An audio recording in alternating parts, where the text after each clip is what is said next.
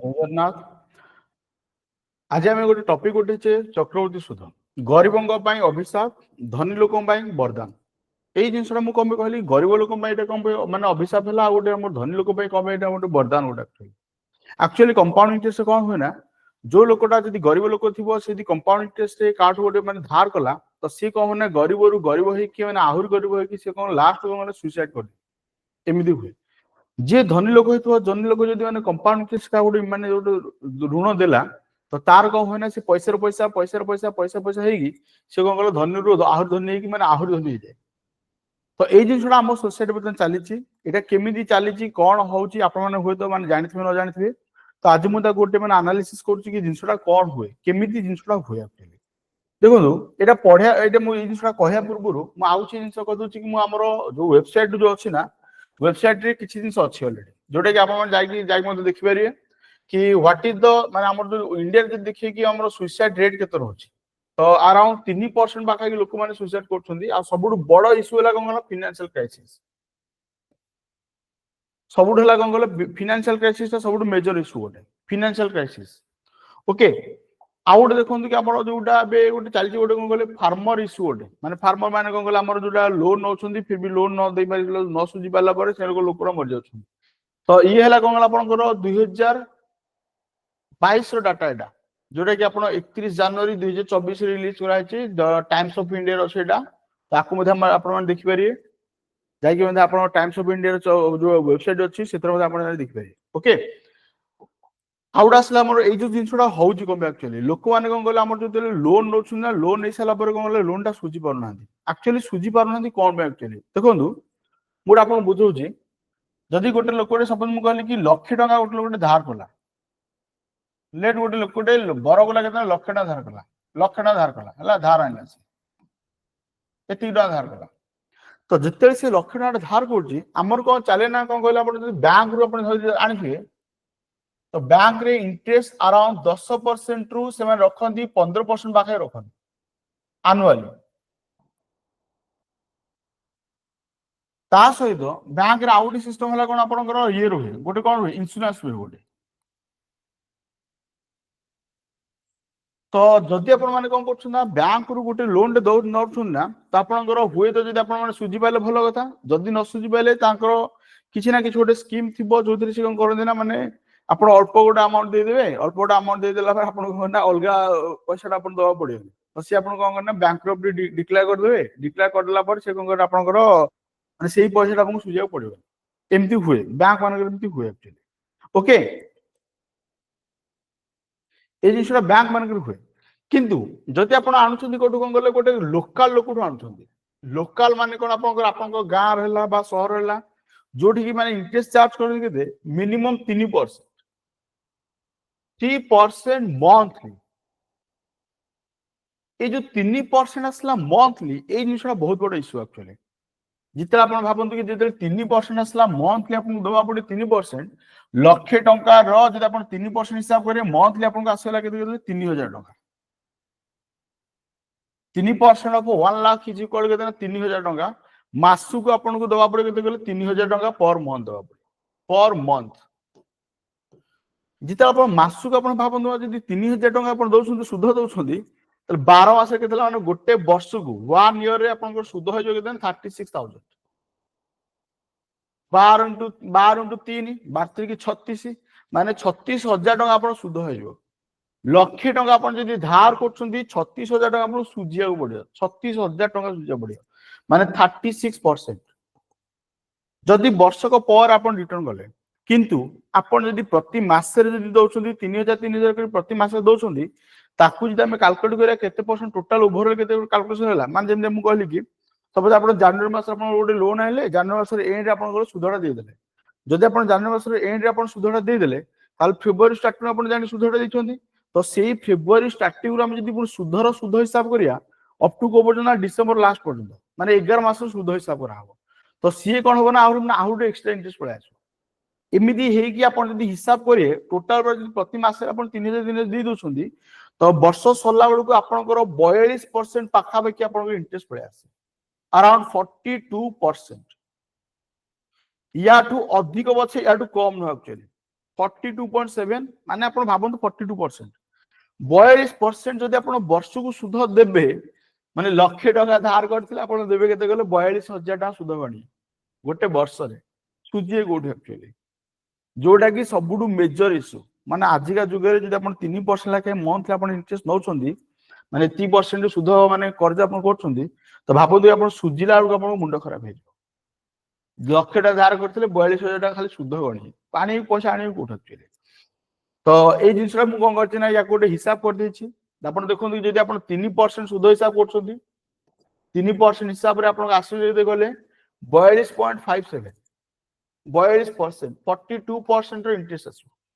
जदि आपण 2.5 टंकिया सुध हिसाब करछंदी 2.5% 2.5 टंकिया सुध जोटा कहंती ताको जदि हिसाब करे वर्ष को आसु आपण 36% 34%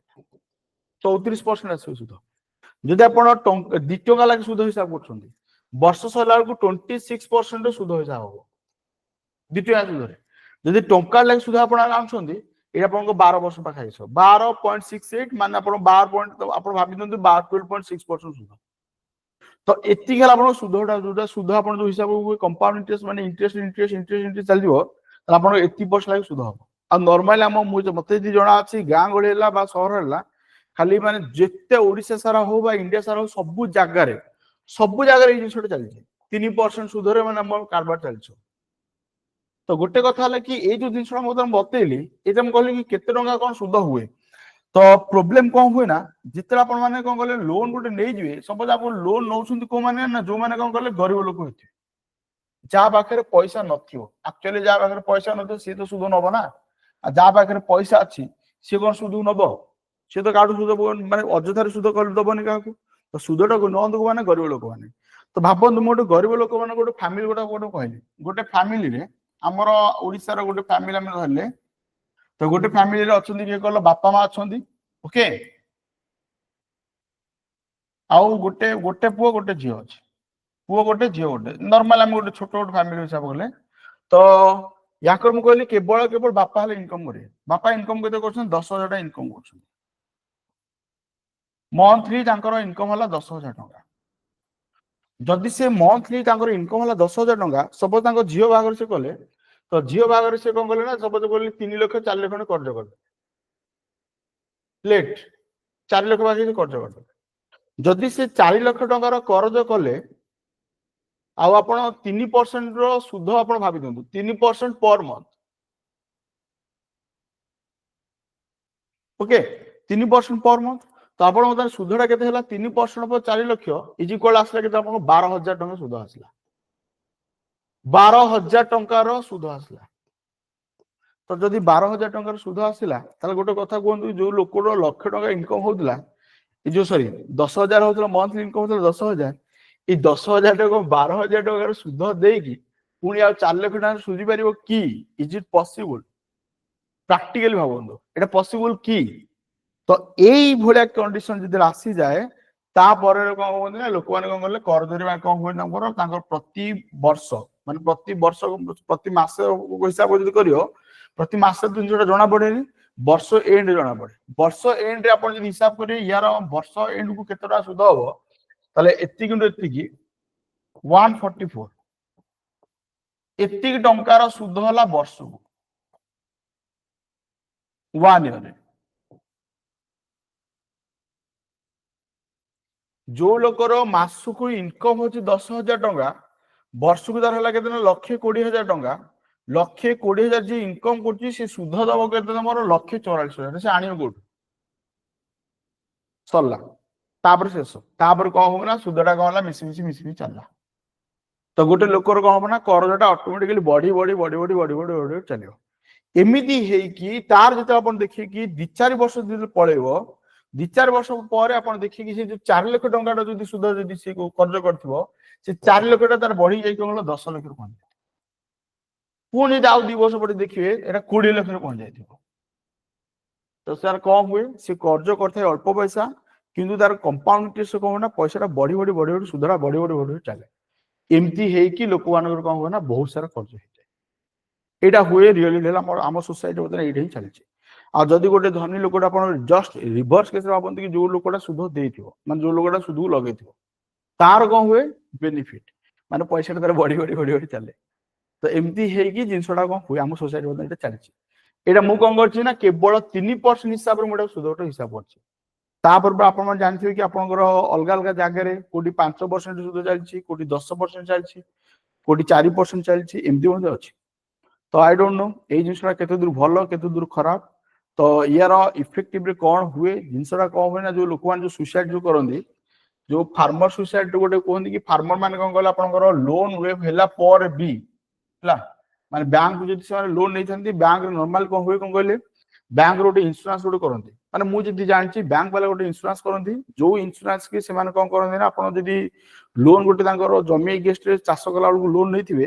तो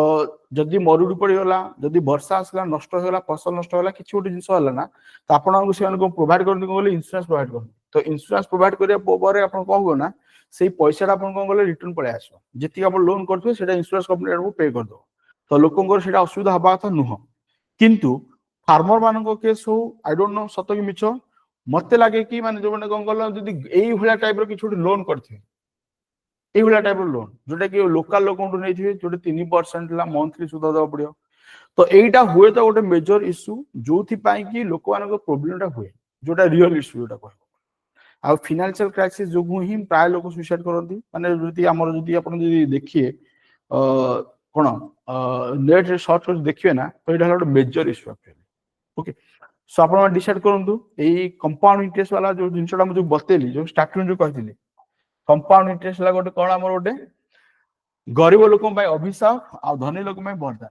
तो कथाटा केते दूर ठीक आ केते दूर भूल आपण डिसाइड करी कि आपण माने मो कमेंट बॉक्स में मते लिखिबे okay thank you all of you जय जगन्नाथ भले तो सब।